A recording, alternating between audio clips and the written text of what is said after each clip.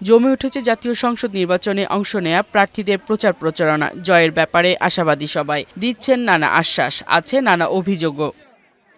ঠাকুরগাঁও ১ আসনে নির্বাচনী এলাকার সদর উপজেলার মোহাম্মদপুর ইউনিয়নের কাজীপাড়ায় পথসভা করেছেন বিএনপির মহাসচিব মির্জা ফখরুল ইসলাম আলমগীর। বলেন, দেশের মানুষ জেগে উঠেছে, এবার নির্বাচন কেউ ভণ্ডুল করতে পারবে না। এ সময় সবাইকে ভোট কেন্দ্র পাহারা দেওয়ার আহ্বান জানান।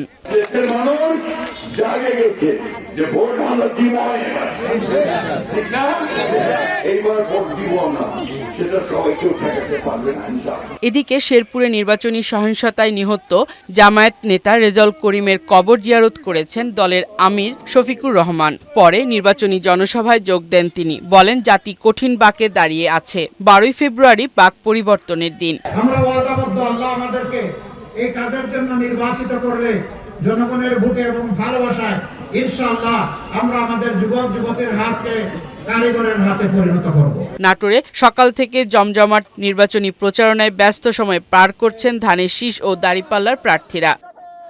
পঞ্চগড় ১ আসনে ১১ দলীয় জোটের পক্ষে শাপলাকুলির হয়ে প্রচারণা চালাচ্ছেন জেলার জামায়াতের আমির মাওলানা ইকবাল হুসাইন। কালিয়াগঞ্জ ইউনিয়নে নির্বাচনী প্রচারণা চালান পঞ্চগড় ২ আসনের বিএনপি মনোনীত প্রার্থী ফরহাদ হোসেন আজাদ।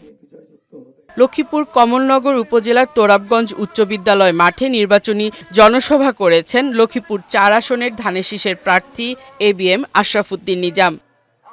ফারহানা শিমু, বৈশাখী সংবাদ।